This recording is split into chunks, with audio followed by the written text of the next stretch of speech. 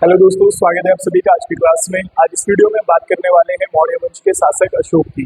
इससे पहले मौर्य वंश के शासक और मौर्य वंश की स्थापना चंद्रगुप्त मौर्य और बिंदुसार को पढ़ चुके थे। आज हम इस वीडियो में बात करने वाले हैं अशोक की। अशोक मौर्य साम्राज्य के महान सम्राट रहे हैं और भारतीय इतिहास में भी महान सम्राट के नाम से जाने जाते हैं अशोक। और इनके द्वारा अपनाया गया बौद्ध धर्म और इनकी कलिंग विजय का उल्लेख कई बार एग्जाम में या प्रश्नों में पूछ लिया जाता है, तो आप इसको उसी तरीके से याद रखेंगे। सबसे पहले हम इससे जो भी प्रश्न बन सकते हैं, जो भी इम्पोर्टेंट जो है पॉइंट है, उन सब के बारे में हम बात करेंगे और फिर हम बात करेंगे इसके शिलालेख, अभिलेख और स्तंभ लेखों की। ठीक है ना। तो बात करते हैं महान सम्राट अशोक। इनका कार्यकाल भी मैंने लिखा है, आपको वैसे एग्जाम में नहीं आता है लेकिन याद करने के लिए आप इसको देख सकते हैं एक बार। ठीक है ना। देखो, पहली बात है कि अशोक के कई बार इतना महत्वपूर्ण टॉपिक है ये, कई बार इसके नाम से ही पेपर में प्रश्न बन जाता है।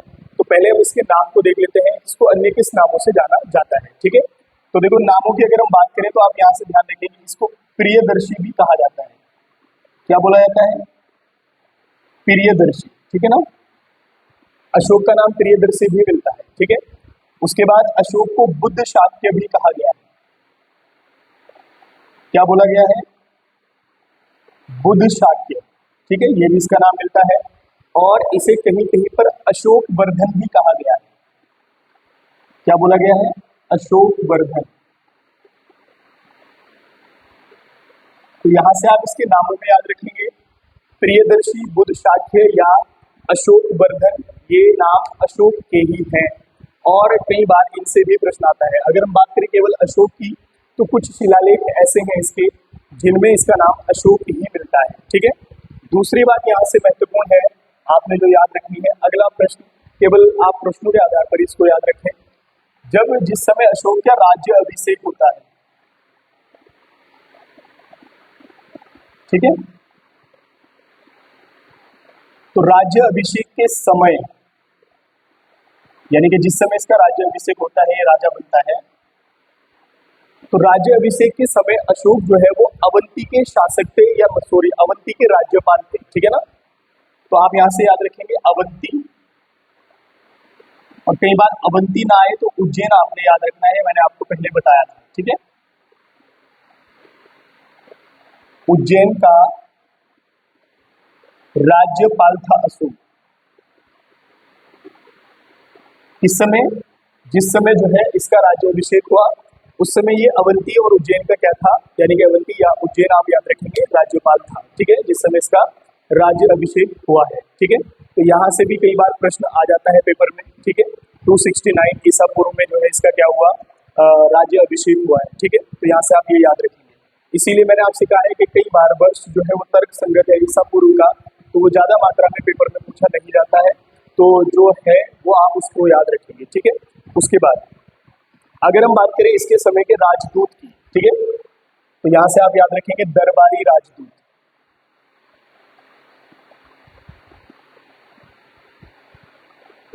और ये राजदूत की परंपरा जो है वो चंद्रगुप्त मौर्य के समय से ही शुरू है।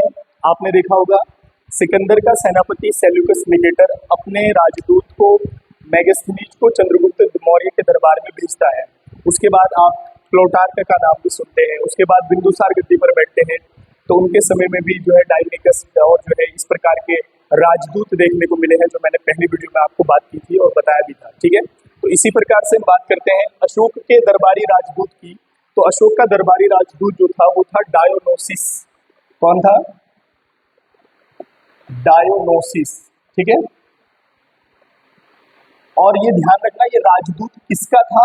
अशोक के दरबार में था, लेकिन राजदूत किसका था? तो आप याद रखेंगे टॉलमी सेकंड का। टॉलमी द्वितीय का राजदूत था डायोनोसिस। ठीक है। उसके बाद अगली बात जो बड़ी महत्वपूर्ण है, जो आपने अशोक के बारे में याद रखनी है, अशोक की अगर हम बात करें धर्म की, तो धर्म से संबंधित बहुत सारी चीजें आती हैं।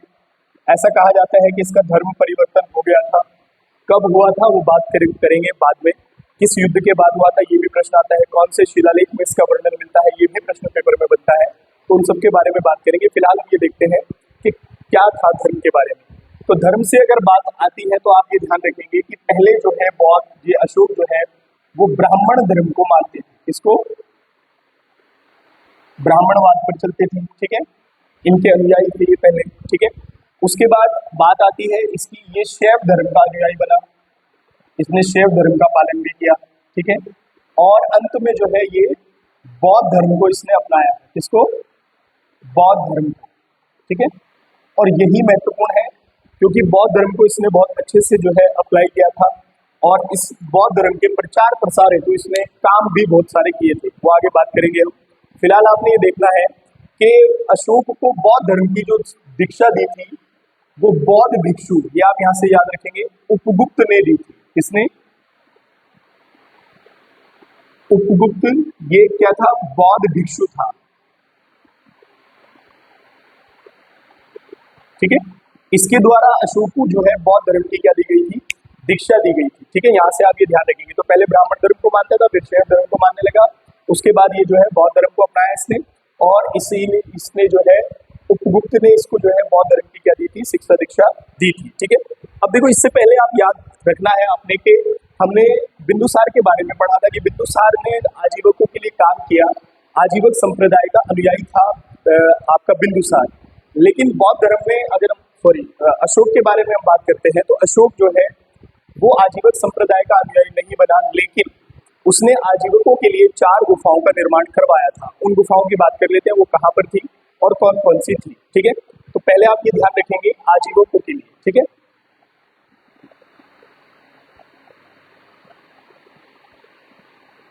यहां से आप याद रखेंगे आजीवकों हेतु बराबर में, ये जो गया में था, ठीक है ना, 4 गुफाओं का निर्माण कराया। कितनी गुफाओं का? 4 गुफाओं का इसने निर्माण कराया। पहले मैं आपको बता देता हूं, भारत में आजीवक संप्रदाय का जो संप्रदाय का संस्थापक है या उसको चलाने वाले हैं वो है मखली गोसाल। कौन है? मखली गोसाल। अनुयायी उनके जो है मखली गोसाल है। ये लोग कर्म पर विश्वास नहीं करते, ये इनका मानना होता है कि जो पहले से ये जैसा है वैसा पहले से है और वैसा ही रहेगा, और ये जो है नग्न अवस्था में रहते हैं और अपने शरीर पर भस्म वगैरह का प्रयोग करते हैं और भिक्षा दीक्षा मांगकर जो है ये खाते हैं, ठीक है। तो इसके अनुयायी ये कहलाते हैं। तो यहाँ से आप यह ध्यान रखेंगे कि इसने जो है बराबर में 4 गुफाओं का निर्माण कराया आजीवकों के लिए, और ये गुफाएं क्या कौन कौन सी थी तो आप यहाँ से ध्यान रखेंगे, ठीक है। सबसे पहले आप याद रखेंगे सुदामा, एक गुफा का नाम था सुदामा, ठीक है। दूसरी गुफा थी चौपार, ठीक है। और तीसरी गुफा थी कर्ज, तीसरी गुफा क्या थी? कर्ज। और चौथी गुफा आप याद रखेंगे विश्व झोपड़ी, विश्व झोपड़ी, ठीक है। इसने आजीवकों के लिए बराबर में 4 गुफाओं का निर्माण कराया था। तो ये उन गुफाओं के नाम है जो आपको याद रखना है, कर्ज, सुदामा, चौपार और विश्व झोपड़ी, ठीक है। उसके बाद यहाँ से आप ध्यान रखेंगे कि मैंने आपसे कहा है कि इसने बौद्ध धर्म को अपना लिया था और बौद्ध धर्म के लिए बहुत सारे इसने काम किए थे, लेकिन उसका कारण क्या था? तो उसका कारण था, जो आपको बहुत ही ध्यान के साथ याद रखना है, वो है इसका कलिंग युद्ध। कलिंग विजय भी आप इसको कह सकते हैं, अशोक की कलिंग विजय, ठीक है।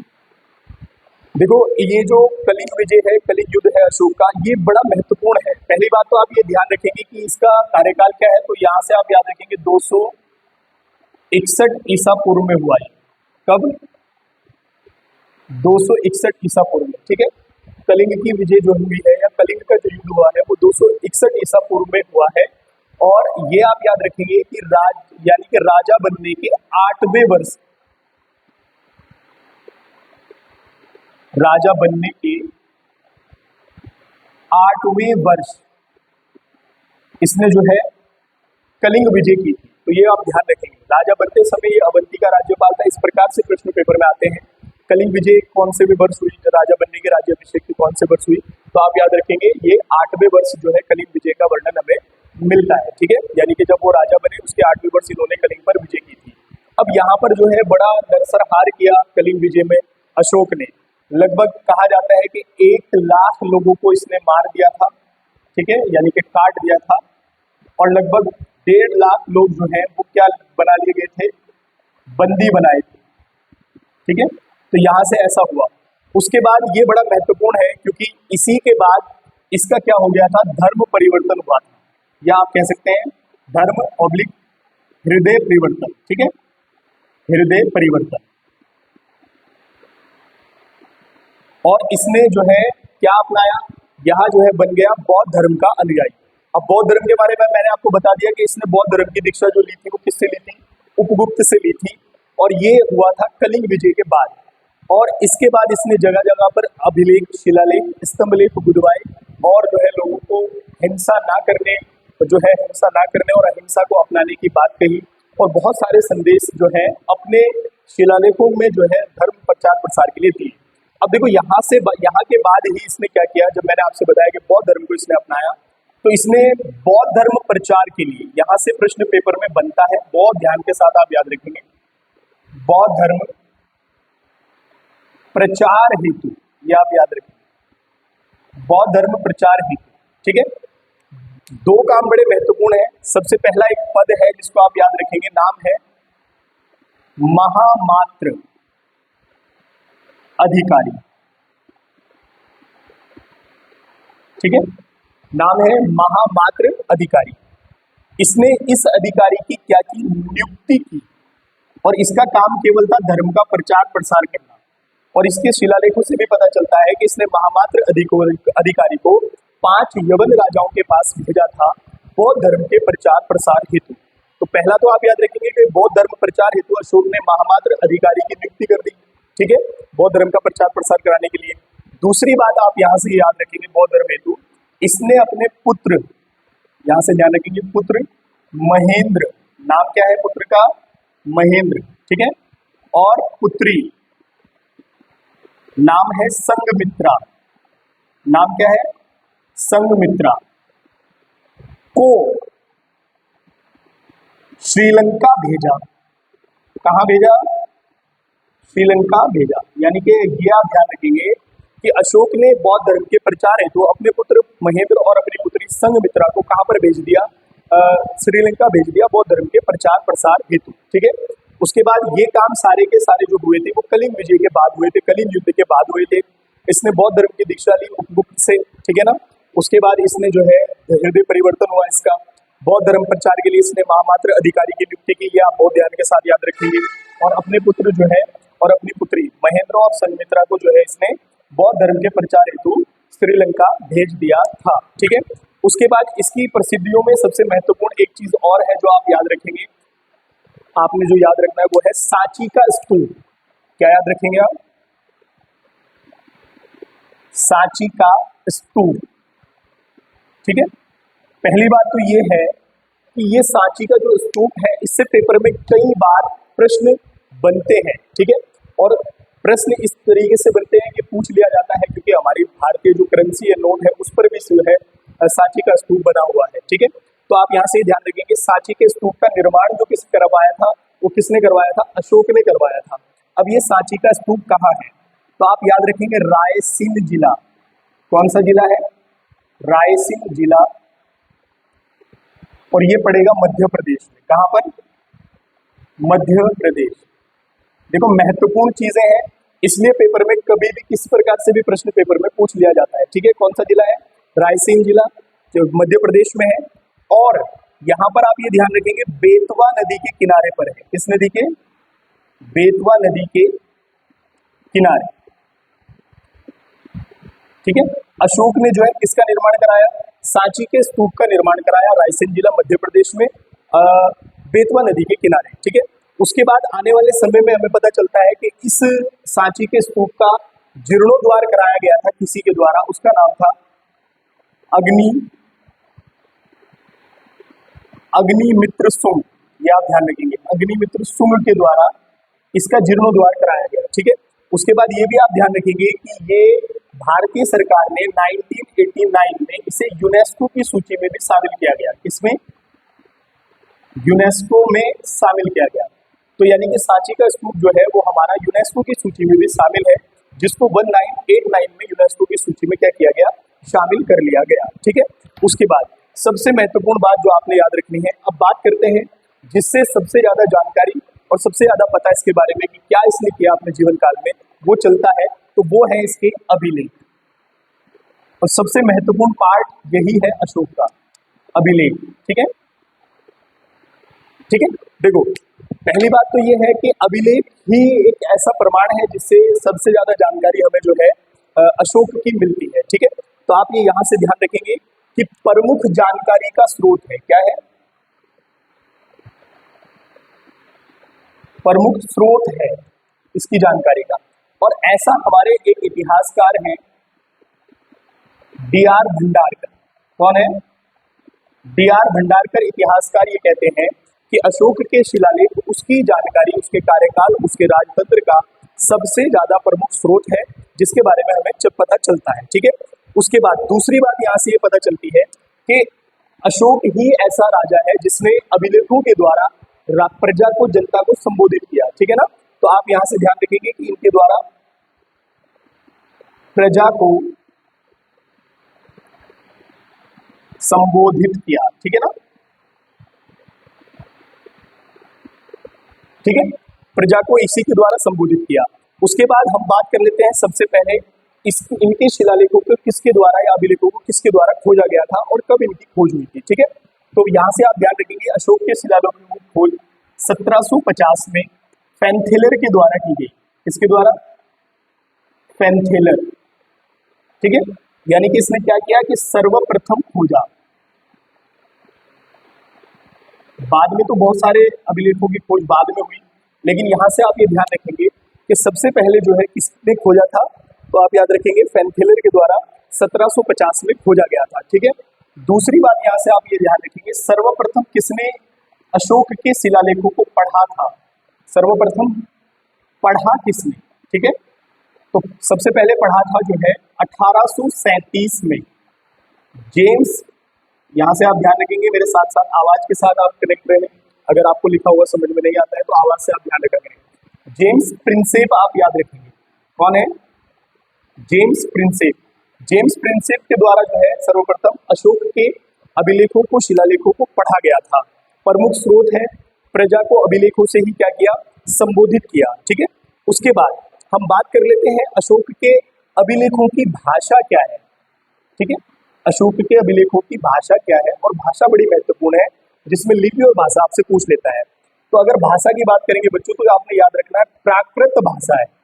कौन सी भाषा है? प्राकृत भाषा है। और अगर हम बात करें लिपि की, लिपि, ठीक है, तो लिपि में आप याद रखेंगे नंबर 1 पर सबसे महत्वपूर्ण है ब्राह्मी लिपि।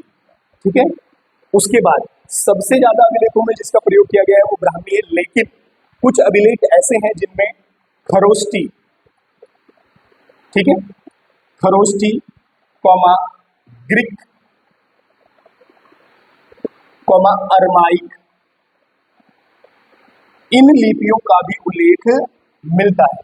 ठीक है, ब्राह्मी, खरोष्टी, ग्रीक और अरमाइक सबसे पहले खोजा फैनथेलर ने 1750 में, सबसे पहले पढ़ा जेम्स प्रिंसेप ने 1837 में। ठीक है, और एक बात आपने यहाँ से और याद रखनी है कि अशोक के जो अभिलेख हैं वो 3 हिस्सों में बटे हुए हैं। ठीक है, नंबर 1 पर जो है याद रखेंगे आप, नंबर 1 पर आ जाते हैं शिलालेख। क्या आते हैं? शिलालेख। जैसे आपने देखा होगा उत्तराखंड के कालसी क्षेत्र में यमुना नदी के तट पर है कालसी शिलालेख, अशोक का कालसी शिलालेख। ठीक है ना, वो एक शिलालेख है क्योंकि पत्थर पर एक लेख लिखा गया है। उसके बाद दूसरे नंबर पर आते हैं स्तंभ लेख। कौन से? स्तंभ लेख। स्तंभ आप समझते हैं, पिलर, आप समझ सकते हैं कॉलम, उस पर कोई लेख लिखा हुआ है। जैसे सबसे महत्वपूर्ण इसमें अशोक स्तंभ है, ठीक है, जो कि हमारे भारतीय शासकीय कार्यों में भी प्रयोग किया जाता है। ठीक है, उसके बाद तीसरे नंबर पर जो है आते हैं गुहा लेख, जिनको जो है गुफाओं में लिखा गया। तो ये आप ध्यान रखेंगे यहाँ से कि अशोक के शिलालेख 3 भागों में है, शिलालेख, स्तंभ लेख और गुहा लेख। ठीक है ना, सबसे पहले पढ़ा जेम्स प्रिंसेप ने। ठीक है, इनमें ब्राह्मी, खरोष्टी, ग्रीक और आरमाइक लिपियों का प्रयोग भी किया गया है। तो ये कुछ बेसिक सी जानकारी थी अशोक के बारे में, और पेपर में इससे प्रश्न जो है बन जाता है, यहाँ से आप ध्यान रखेंगे बेसिक सी। अब हम बात करते हैं अशोक के जो शिलालेख हैं और महत्वपूर्ण स्तंभ लेख हैं उनके बारे में, क्योंकि इनसे भी एग्जाम में प्रश्न बनता है कि ये बात किस शिलालेख में कही गई और ये कौन सा वह शिलालेख था जिससे जानकारी मिलती है, अशोक का नाम अशोक किसमें मिलता है, अशोक को प्रियदर्शी के शिलालेख में कहा गया है। इस प्रकार से प्रश्न पेपर में बनते हैं। तो अब हम उन्हीं के बारे में बात करेंगे।